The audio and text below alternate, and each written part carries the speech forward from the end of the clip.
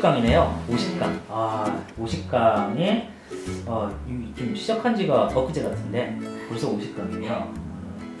감회가 새롭습니다. 어쨌든 50강은 이제 좀 저희가 약간 지금까지 했던 걸 조금 이제 한 고비를 넘어가는 의미에서 분수 얘기를 잠깐 할 거예요. 제목은 분수를 포기하면 수학을 포기한 것이다. 네. 줄여서 분포수포라고 하죠. 분포수포. 딱 머리에 딱딱 들어오죠. 뭐라고요, 제가? 분포수포. 따라하기 좀 기분 나쁩니까? 아니야, 그건 아니죠. 분포수포라고 합니다. 우리 수포자라고 얘기하잖아요. 네. 분포자는 수포자다. 이렇게 보시면 됩니다. 네. 작년에 이런 수학과 관련해서 의미 있는 기사가 나왔어요. 그래서 이제 이 기사 제목들을 한번 보면요, 이렇게 되죠. 초3 아이들의 인생 첫 쓴맛, 쓴맛이죠. 분수가 어려워요. 수포자, 초3 때 갈린다. 분수가 분수령. 수포자의 시작은 초3 분수에서 판가름. 수포자의 첫 갈리기는 초등 3학년 분수. 이런 기사가 이제 비슷한 시기에 나온 기사의 제목입니다. 실제로 애들을 가르쳐 보면요, 분수가 어렵다는 친구들이 좀 있죠. 네. 실제 그런 친구 좀 본 적 있죠. 네. 분수가 네. 수라는 인식을 하는 게 되게 어려운 것 같아요. 네. 어차피 우리는 그 아이들이 처음에는 자연수를 주로 배우니까 네. 자연수로 막 신나게 막 수도 배우고 연산도 배우다고 할 때 막 자신감을 키우다가 분수도 어떻게 보면 표현 방식은 자연수를 그냥 분모랑 분자로 나누어서 나타낸 것 뿐인데 완전히 다른 형태의 수가 되고 또 그 수를 이해하고 그다음에 크기를 파악하고 연산을 하는 거에 대해서 갑자기 막 멘붕이 오는 거예요. 네. 이건 뭐지? 그리고 왠지 실생활에서 별 쓰지 않는 수가 있고 이런 느낌 때문에 이 분수가 굉장히 어렵다고 느끼는 것 같아요. 이제 기사의 세부적인 내용 한번 볼까요? 실제로 이제 그런지. 김모군은 초등학교 3학년 때 분수에 대한 개념을 배우는 수업에서 유독 자신 없는 모습을 보였다. 이 김모군이 저랑 관계 있는 사람은 아닙니다. 다른 평가할 땐 갑자기 배가 아프다며 시험을 회피하고 했다. 요즘 애들이 좀 이런 경향이 있죠? 김모는 4학년이 된 후에도 수학에 대한 강한 거부감과 낮은 자신감을 나타냈다. 자, 이렇게 김군처럼 수학 수업을 따라가지 못해 학습 중에 수포자라고 하죠. 네. 수포자는 이제 어느 시대에나 있어 왔어요. 근데 이제 최근에 보니까 수학에서 어려움을 겪는 시기는 초등학교 3학년 분수를 배울 때는 연구 결과가 나왔다. 자, 이 교육과정에서 평가에서 발간한 초중학교 학습 부진 학생의 성장 과정에 대한 연구. 이름 길다. 네. 학습 부진 학생 50명을 2년 동안 추적 조사를 해요. 그러니까 다 결국엔 언제부터 이렇게 학습 부진이 시작됐냐면은 초등학교 3학 대부분은 수학에서 이제 어려움을 경험했는데 특히 언제부터냐면은 초등학교 3학년 분수다. 그리고 분수 개념은 초등학교 3학년 2학기 수학 4번째 단에 등장한다라고 되어 있는데, 자, 이때 처음 어떻게 보면 이제 이렇게 놀라는 거예요. 네. 실제로 분수는 그전 교육과정에서는 2학년 때 나왔던 때도 있어요. 더 일찍 나왔던 경우도 있고, 또 이제 외국의 커리큘럼을 보면은 의외로 초등학교 들어가기 전에 가르치는 경우도 많아요. 그런데 불구하고 우리나라는 3학년 때 배우는데도 굉장히 어렵다고 느끼는 거죠. 또 그다음 볼까요? 연구진은 단순 연산에 그치는 초등학교 2학년 수학과는 달리 3학년이 되면서 분수와 도형을 접하게 되는데 이 시점에 수학에 대한 부정적 감성을 형성하는 학생들이 증가하게 된다. 이렇게. 자, 이때 3학년 때 어떻게 보면은 2학년 때 배우는 것과 수학의 그 주제가 확 달라져요. 그전에는 자연수의 연산 중심, 그리고 뭐 분류나 규칙에 대한 그런 것들, 간단한 측정 비교 중심이었다면 3학년 때부터 확 갑자기 내용이 바뀌는 느낌을 받는데, 예전에는 이거 외에도 뭐 2학년에 나오는 뭐 쌓기나무라든지 3학년에 나오는 도형 돌리기라든지 이런 부분 때문에 수학을 포기한다는 친구들도 많았는데, 다행히 최근에는 그 해당 공간 지각력이 필요한 단원들이 상당히 상위 학년으로 올라왔어요. 네. 그래서 그건 좀 부담이 덜해지는 대신에 분수는 여전히 3학년에 어렵게 느껴진다는 거죠. 그러면 분수 단원이 어려운 것들 딴 게 다 빠지고 분수만 남아서 분수가 어렵다고 하는 건가요? 상대적으로 그렇게 느껴지는 것 같아요.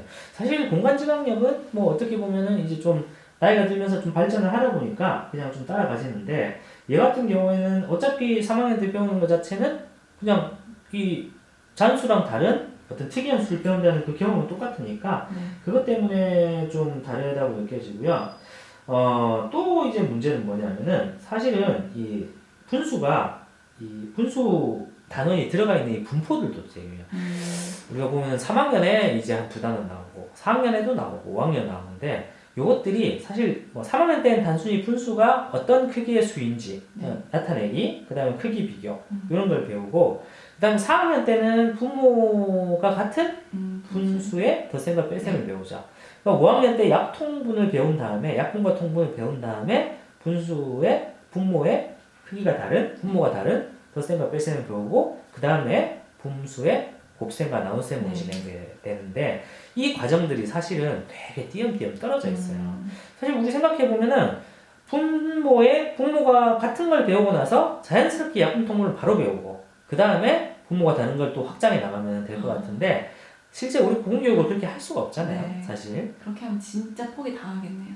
그럴 수도 있어요. 그럴 수도 있는데 어쨌든 저희가 분수를 연속적으로 아이들이 깊이 있게 배울 수 있는 시간이 연속적으로 잘 없다는 게 큰 문제긴 해요. 큰 문제고 또 그 다음에 3학년에 나오는 그거 혹시 아시는지 모르겠는데 뭐 24의 4분의 1은 6과 같습니다. 이 부분이 사실은 우리가 이제 그림으로 설명하는 거거든요. 24를 4개로 쪼개가지고 6개가 되는 건데 이게 사실은 분수의 곱셈이랑 같은 개념이에요. 24 곱하기 4분의 1은 6은 그 다음에 이건 24 나누기 4는 6과 같다. 그러니까 이런 것들이 사실은 저학년 때 배우면서 이건 갑자기 뭐지? 처음에는 하나를 나눈 게 분수라며 이제는 여러 개를 나눈 것도 분수인 거야? 이런 게 이제 막 등장하면서 아이들이 막 헷갈려하는 그런 개념들이 여기저기 등장을 하기 때문에 아이들이 더 어려워하는 것 같아요. 그런 것 같아요. 그런 문제가 좀 있습니다. 자, 그런데 이제 초등에서 연산의 완성은 분수의 계산이라고도 할 수가 있어요. 자, 이게 이제 딱 보시기만 해도 좀 뭔가 지끈지끈하죠? 자연수에 비해서 뭔가 정신없어 뭐 이렇게 덧셈 뺄셈 있는데도 막 되게 복잡해 보이죠? 뭐 일단 최소 공배수 구해서 맞아. 공통분모 알아야 되고. 그렇죠. 네.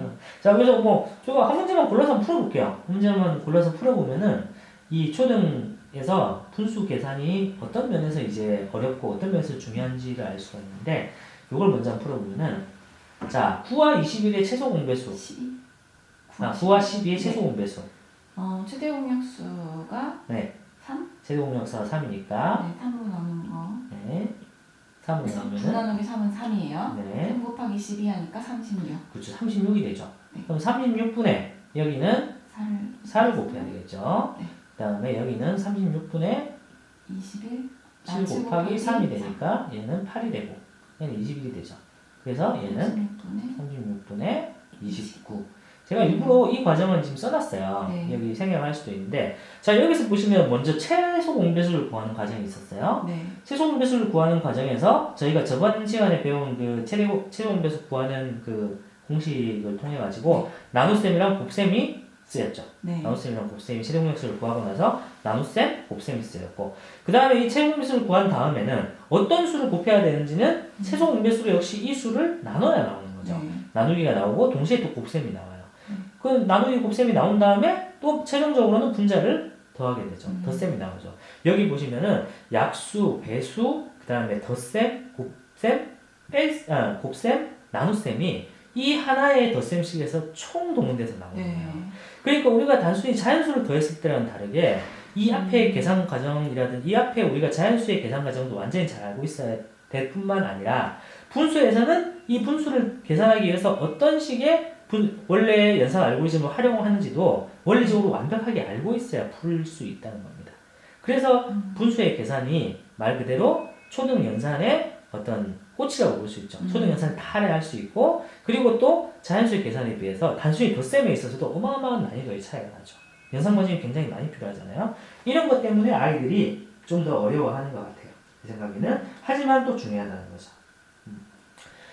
자, 그래서 이렇게 돼야 되는데 자, 이러한 부분을 이제 어떻게 하면 포기하지 않게 할 것인가 라고 하는 게 이제 오늘의 어떻게 보면 주제인 거죠. 저희가 1강부터 49강까지 주로 자연수 연산에 대해서 많이 다뤘잖아요. 네. 자연수 연산을 다루면서 저희가 했던 얘기들을 조금만 더 되짚어 볼게요. 그럼 뭐가 있냐면 첫 번째는 일단 알고리즘은 좋은 방법이지만 어떤 문제는 알고리즘으로 풀지 않아도 된다는 거예요. 알고리즘을 풀었을 때 오히려 더 힘들게 풀리는 문제도 우리가 그 수의 특징을 이용해서 그 수나 식을 조작해서 풀면은 훨씬 쉽게 풀 수 있다. 그래서 우리가 궁극적으로 하고 싶었던 거는 알고리즘이 아닌 다른 조작 연산을 통해서 자연수 연산에 대한 자신감을 기르는 거였어요. 네. 충분히 이런 방법도 있으니까 네가 조금 일단은 문제가 나오면 무턱대고 이거 언제 풀어 이거 또 실수하겠지 이런 식으로 자신감 없이 풀지 말고 조작 연산법이라는 새로운 연산법도 있으니까 그런 방법으로 풀 수 있는 문제는 쉽게 간단하게 이렇게 재치 있게 풀어봐. 라고 하는 경험을 얻는 거였다면은 분수의 연산도 결국에는 제가 여기서 보여드리고 싶었던 거는 분수의 연산도 결국에는 이 안에 자연수 연산으로 다 계산하는 거예요. 분수의 연산은 자연수 연산이 선행돼야 할 수 있는 거고, 그럼 마찬가지로 이 안에서 계산하는 이런 것들도 그런 조작 연산법으로 얼마든지 간단하게 할 수 있고, 아니면 또 분수 연산은 분수 연산만의 간단한 조작 연산법이 있을 수 있겠죠.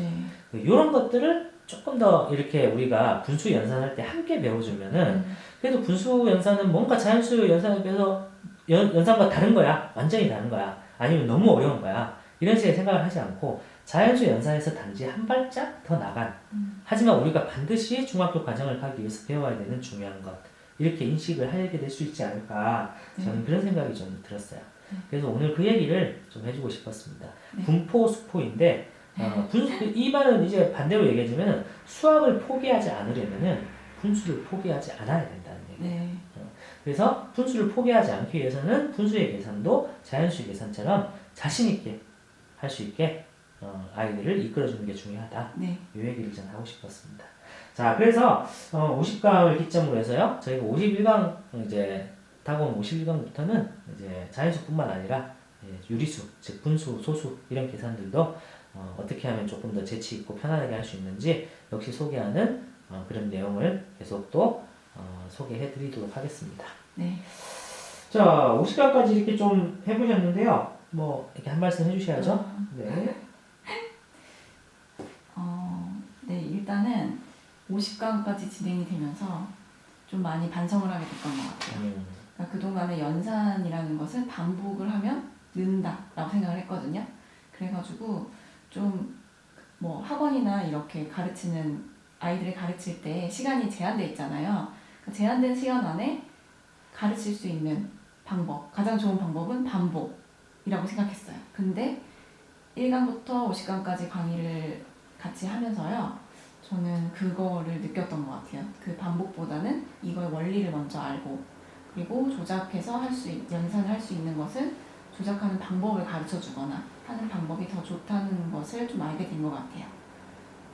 그래서 앞으로는 아이들에게 이런 방법을 설명해 줄 수 있고, 그리고 조금 더 기다려 줄 수 있는 그런 선생님이 되면 될 것 같습니다. 송 선생님께서 50강을 찍으시면서 가장 길게 말씀하신 게 방금 그 스피치이신 것 같네요. 네, 어쨌든 그 반복이 아니라 이제는 뭔가 좀 생각하는 연산을 하게 되는 좀 계기가 됐다. 저도 이제 느낀 게 많고요. 그래서 어쨌든 51강부터는 또 이제 분수가 포함된 다른 또 새로운 콘텐츠로 또 이렇게 준비해가지고 또 많이 소개해드리도록 하겠습니다. 고생하셨습니다.